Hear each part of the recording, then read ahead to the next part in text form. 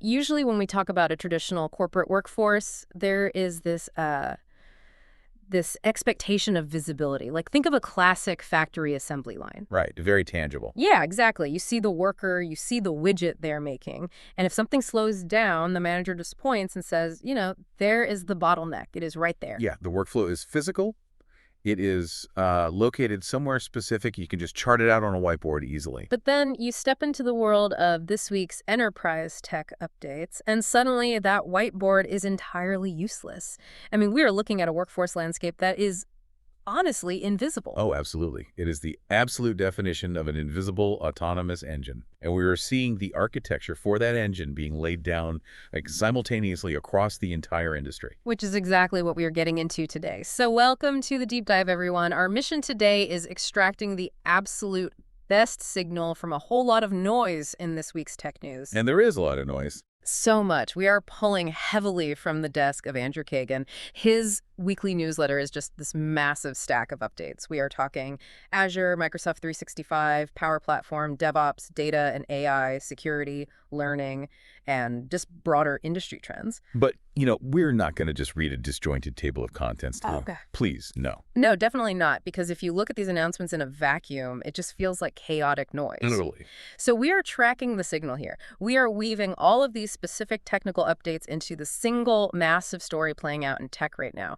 And that is the shift from conversational AI, chatbots that just talk to you, to autonomous, secure, agentic AI that actually does the work for you. That is the real pivot right there. Right. So let's start at the 30,000-foot view with industry trends. I was looking through the sources, specifically a piece from the news stack, and there is this weird convergence happening. Oh, the plumbing standardization. Yes. Amazon, Microsoft, and Google are all suddenly building the exact same enterprise agent architecture. Yeah, what's fascinating here is that the major players have pretty much stopped arguing about the basic mechanics of how an AI agent should function. The plumbing is becoming standardized, like Google, for instance, just officially rebranded NotebookLM to Gemini Notebook. Right, tying it back to the core. Exactly. Yeah. Tightly binding their workspace tools to their core model identity.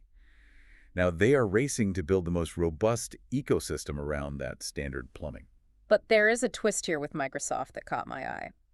They are purposefully building an AI stack that they do not fully own. Yeah, that is a huge strategic move. Like, they are aggressively incorporating external models, sovereign AI models, open source models into Azure, rather than relying strictly on their own in-house intellectual property.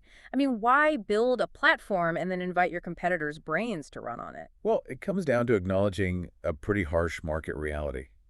No single AI model will rule them all. Different tasks require different cognitive engines. So by making their stack agnostic, Microsoft is positioning Azure to be the default hosting environment, regardless of which model a developer actually prefers. They want to own the factory floor, essentially, even if they don't own every single machine on it. And they want those machines to actually execute tasks, right? Yeah. The Microsoft Foundry blog detailed the introduction of what they're calling toolboxes. Oh yeah, the action layer. Yeah, this is where an agent stops just generating text and starts taking action on a user's behalf. But let me challenge this entire premise for a second. Love for it. Okay, so it is like we have stopped asking AI to just draw us a picture of a house, and we are now hiring it as a general contractor to build the house. I like that analogy. Thanks. But if every major tech company is converging on the exact same architectural blueprint for these contractors, and they are all mixing and matching the same agnostic models, does the AI model itself even matter anymore? Well, that is the multi-trillion-dollar question, isn't it? And specifically, according to the recent MCCAPS Start for Partners FY27 announcement, the addressable market for what they are calling frontier transformation is estimated at $1.3 trillion. Wow. Trillion with a T. Trillion. So to answer your question, the underlying model is rapidly commoditizing. If everyone has access to the same foundational reasoning capabilities, the intelligence itself is no longer your moat. So what is the moat? The ecosystem. I mean, the true differentiator is how deeply integrated that agent is into your specific enterprise data and your proprietary workflows. Right. The value isn't just how smart the agent is in a vacuum. It is about what the agent is actually empowered to do within your company's walls. Which brings us perfectly to the people actually working inside those walls. Because if the top-level architecture is converging into these universal standard agents, how does a regular, non-coding employee actually interact with this? Well, it changes everything for them. Yeah, we are seeing a massive shift in the end-user experience, specifically in Power Platform and Dynamics 365. Yeah, what's fascinating here is the barrier to entry for custom software creation is essentially evaporating. Like, Microsoft Mechanics highlighted a new Power Platform update where users can now build a functional Power app from raw data in mere seconds. Seconds, not, months of IT procurement and sprint planning. Literally seconds. It analyzes the raw spreadsheet, it generates the necessary interface pages, and embeds copilots into the application right out of the gate. That is wild. You go from having disorganized data to a functional AI-powered application before your coffee even gets cold. Let's look at how that impacts a specific role, though, like a sales rep. Dynamics 365 Sales is extending its agentic workflows, and the sources highlight an integration with ZoomInfo. A huge integration. Yeah, it surfaces 400 million contacts, 100 million companies, and 120 million direct dials in line within the CRM. But the underlying technology making this happen is something called MCP, the Model Context Protocol. Right, MCP. Explain how that actually works under the hood, because to me it sounds like more than just a standard API integration. Oh, it is significantly more than a traditional API. Right. Historically, if you wanted an AI to know about, say, a client's funding history, you had to manually query a database, extract the text, and literally paste it into the AI's prompt window. Right, a lot of copy pasting. Exactly. Model Context Protocol is a standardized architecture that allows the AI agent to securely and dynamically query those external datasets on its own, in real time. Oh, wow. Yeah, as it is reasoning through a task, it provides continuous live context. So it completely eliminates the dreaded swivel chair problem. Yes, finally. The sales rep doesn't have to jump between 10 different browser tabs, log into 3 different portals, and cross-reference data just to verify one single phone number before sending an email. The agent is already looking at all of it simultaneously. That inline context is the absolute holy grail of enterprise software because it maintains the user's psychological flow state. When the agent pulls that ZoomInfo data seamlessly via MCP, the user never loses focus. But here is the critical dependency. For that to work, the agent has to pull accurate, proprietary data, not, hallucinate answers from random stuff on the public internet. Right, which explains the new updates on grounding Copilot Studio agents. They are utilizing Azure AI Search and Foundry IQ to ensure these agents are anchored strictly to trusted, enterprise-specific knowledge. Exactly. It utilizes a mechanism called Retrieval Augmented Generation, or AI. RAG, yeah. So before the AI formulates an answer, it searches your secure corporate SharePoint or database, retrieves the factual documents, and uses only those documents to construct its response. And Microsoft is pushing this flow state concept incredibly hard right now. Yeah. Looking at the Microsoft 365 Copilot updates for July 2026, they are rolling out sweeping new features for site-based productivity. They are going all in. They even announced a new SMB initiative where cloud solution providers can offer a 30-day, $0 SKU trial of M365 Copilot for up to 25 users. Wow. Yeah, they clearly want smaller businesses to get addicted to this level of integration. Well, yeah, because once an organization experiences a true agentic workflow, returning to manual data entry just feels archaic. For sure. But let's pause and look at the physical reality of this for a second. If you are putting an active reasoning AI agent into every single Power app, every CRM interface, every Word document, doesn't that require a staggering amount of compute power? Staggering is an understatement. Right. You can't run a billion autonomous agents on legacy plumbing without the servers just completely melting down. You absolutely cannot. The infrastructure strain is immense, which is why the hidden star of these updates is really the DevOps and Site Reliability Engineering, or SRE, layer. Yeah, the sources reveal that Microsoft 365 actually had to build an entirely new platform engineering layer on AKS Azure Kubernetes service just to be able to ship these updates globally. Right. What does moving to AKS actually do for them functionally? Like, why is that necessary? Well, Kubernetes is a container orchestration system. So instead of running one massive clunky application on a single server, the application is broken down into thousands of tiny lightweight containers. Okay, I am checking. AKS allows Microsoft to automatically spin up or spin down these containers across the globe based on real-time demand.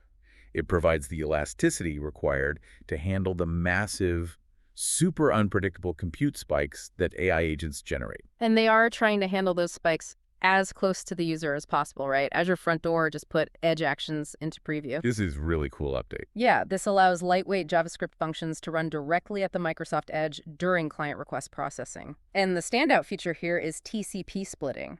Break that down for us. I mean, why does TCP splitting matter so much for an AI agent? Think of a traditional network connection like a tennis match. Okay. Every piece of data has to travel back and forth from your laptop all the way to a central data center in, say, Virginia. That travel time creates latency. TCP splitting intercepts that connection at the edge, meaning a local server physically closer to you, perhaps right in your city. Oh, I see. Yeah, it terminates the connection locally, processes the lightweight JavaScript function instantly, and only sends the heavy lifting back to the main server. For AI agents, which require continuous microsecond interactions, cutting out that travel time makes the AI feel instantaneous. And developers are being handed tools to build directly into this fast infrastructure. The Microsoft Agent Framework just released agent skills for Python, and there is a new GitHub MCP server that automates repository workflows directly. So the agents are managing the code now, too. Exactly. The code itself is being managed by agents. But here's the detail from the new Stack articles that completely stopped me in my tracks. What's that? As we automate the deployment, we are also automating the monitoring. There is an AI called Azure Brain that is now officially the entity that decides when Azure is down. Yeah. The system monitoring the cloud is now itself an AI. Okay, I have to play devil's advocate here. Who watches the watcher? I knew you were going to ask that. I mean, if the AI is hosted on the cloud and the cloud suffers a catastrophic outage, doesn't Azure Brain go down with the ship? Having an AI declare an outage feels sort of like a sci-fi movie where the ship's computer calmly announces everything is fine while the engines are actively on fire. It is a totally natural anxiety, for sure. And it raises a fundamental question about how we engineer redundancy. But Azure Brain isn't just a normal program running on a standard server rack that might just lose power. It operates on isolated control planes. Control planes? Like, what does that mean in this context? So in cloud architecture, you have the data plane, which is where the customer applications run, and the control plane, which is the hidden infrastructure used to manage the system itself. Oh, okay. Azure Brain operates out of band on these highly redundant, isolated networks. The reality of site reliability engineering has shifted because human teams just can no longer keep up. Too much data. Way too much. If a complex zonal failure happens across multiple data centers, human engineers would take hours just to collate the logs to figure out what broke. Yeah. Azure Brain synthesizes millions of telemetry signals instantly. It sees the cascading failure in milliseconds. So it is not just about replacing human monitoring to save money. It is that humans are physically incapable of reading the matrix fast enough to stop the bleeding. Precisely. It minimizes the time to resolution. The humans are still in the loop to implement the complex physical fixes, obviously, but the AI is the only entity capable of diagnosing the illness in real time. Okay, the logic is sound, even if it is slightly intimidating to think about. It is a little bit, yeah. But that transitions us to what might be the biggest hurdle of all: security, compliance, and privacy. Well, absolutely. If an AI like Azure Brain is managing our cloud downtime and agents are using toolboxes to take autonomous actions in our CRM and our GitHub repositories, how do we secure the keys to the kingdom? I mean, we're giving these agents access to our most sensitive data. Right, because the old model of security was building a very tall wall around the corporate castle and just assuming everything inside was safe. The perimeter. Exactly. Yeah. That doesn't work when the autonomous agents are already inside the castle, constantly moving between different rooms and opening filing cabinets on their own. Microsoft's countermeasure to this is leaning heavily into zero trust. They just announced the public preview of Microsoft Entra Internet Access and Private Access. It is specifically designed to secure these AI interactions. Right. But we hear the buzzword zero trust constantly, Okay. How does it actually constrain an AI agent functionally? Zero trust means exactly what it says. Never trust, always verify. Instead of just checking an agent's password once when it logs in the morning, the system evaluates the context of every single request. So every time it tries to do something. Yes. If an agent tries to pull a financial report, Entra evaluates, is this agent authorized? Is the human who deployed the agent authorized? Is the agent making this request from a known, safe geographic location? Is the device secure? It continuously validates the intent and identity behind every micro-action. And they're even using AI to enforce this, which is interesting. The sources mention a new Power Pages security agent in preview. Yeah, that is a smart move. It acts as an AI partner to help administrators properly configure authentication and permissions, effectively ensuring human error doesn't accidentally leave a backdoor open for other AIs. Fighting fire with fire, in a way. Exactly. But the security update that I found most fascinating actually came from a third party. 1Password has built a new browser integration specifically for Claude, and it fundamentally changes how AI interacts with your credentials. Oh, managing secrets. Like API keys and passwords with autonomous agents has been a massive headache for the enterprise. Because if I want an agent to log into a vendor portal and pull an invoice for me, it needs my password.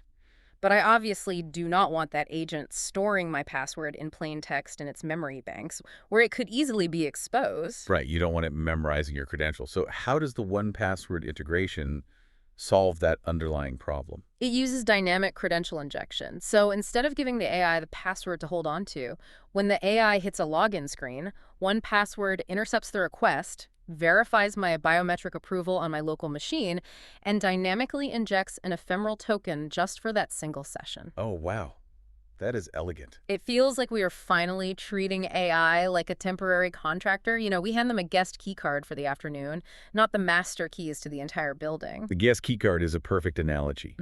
The enterprise world is realizing that because agents operate across boundaries, pulling data from a database, running code in a container, updating a CRM, the traditional perimeter is dead. It is gone. Securing AI requires identity-first controls because the identity of the agent and the permissions of the human it is acting on behalf of is literally the only constant boundary left to defend. All right, let's pull all of this together. We have standard agnostic architectures, instantaneous application generation via Power Platform, infrastructure running on Kubernetes to handle the compute strain, and identity-first zero-trust security to keep it contained. It is a massive stack. It really is. Which brings us to the final focus area from Kagan's desk, learning and certifications. With all this autonomous technology doing the heavy lifting, what happens to the human workforce? Are developers about to be entirely obsolete? The role of human doesn't disappear. I mean, it evolves. We have to upskill to manage the machinery we've built. And the new credentials definitely reflect that evolution. The M365 Start for Partners announcement revealed a brand new badge, the Frontier Transformation Engineer. That is a big one. Yeah, it specifically moves away from just theoretical knowledge and combines foundational certifications with hands-on, project-ready learning for deploying these AI solutions. There was also a new organization-level frontier partner specialization for companies that prove engineering excellence in AI. Right. But the one that really signals the shift is on the developer's side. We are seeing exam prep for the Claude Certified Architect Foundations. The key word in that certification title is vital. It is not Claude Certified Coder, it is Architect. Explain that shift. How does the day-to-day job of a developer fundamentally change when they move from coder to architect? It is a fundamental shift in where human value lies. Historically, a developer's value was heavily tied to syntax memory, knowing exactly how to write a specific function in Python or JavaScript. Right, knowing the language fluently. But right now, generating lines of code is no longer the bottleneck in technology. An AI agent can generate 1,000 lines of perfectly syntaxed code in seconds. The new bottleneck is systems thinking. Ah, how it all fits together. Exactly. It is architecting the overarching system, governing the complex data flows between different agents, and rigorously validating the output to ensure it actually aligns with the business logic. So it's like graduating from being the lead violinist to being the conductor of the entire orchestra. Precisely. The conductor isn't physically playing the instruments, but they require a vastly more comprehensive skill set. You need to understand how all the disparate pieces interact. You need the ear to spot an error in the harmony instantly. And you need the vision to keep the entire complex system moving at the right tempo. That makes total sense. These new certifications reflect a massive industry shift from being builders who lay every brick by hand to being orchestrators who design the blueprint and manage the robotic workforce laying the bricks. We have covered a massive amount of ground today on this deep dive into Andrew Kagan's weekly news. We started by looking at how the entire industry is converging on a unified agnostic agent architecture. Yeah, that plumbing standardization. And we saw how that flows down into end-user tools, utilizing the Model Context Protocol to give us that zero-friction flow state we all want. We unpacked the unseen infrastructure making that speed possible, too. From Kubernetes container orchestration to TCP splitting at the edge, and even the shift to AI-driven monitoring with isolated control planes in Azure Brain. We tackled the massive security challenge of an invisible workforce, leaning into identity-first, zero-trust, and dynamic credential injection. And finally, we saw how the human role is evolving from manual builder to strategic orchestrator, marked by these new architectural certifications. It paints a very clear, cohesive picture of where enterprise technology is headed over the next 12 to 18 months. It really does. But looking at all of these sources together, there's a final implication that I think is really worth mulling over. Let's hear it. So if we play this overarching trend out to its logical conclusion, if every enterprise eventually adopts the exact same AI agent architecture from the major cloud providers, and if they are all utilizing the same foundational agnostic models, and they are all seamlessly integrating their data via the exact same MCP protocols, where does a company's competitive advantage actually come from? Oh, that is a great question. Because if the technology itself is entirely commoditized and universally available, it suggests that the true differentiator in the future will not be the software you buy. It brings us right back to our invisible factory assembly line from the beginning. Exactly. The autonomous machines might be running the line at light speed, but someone still has to decide what we are building in the first place and why. If the tools are equal, the only remaining advantage is deeply human creativity, unique strategic intent, and the specific business culture you use to direct that autonomous software. The human vision is the one thing the AI cannot generate. Keep questioning, keep learning, and take this perspective with you as you dive into your own sources this week.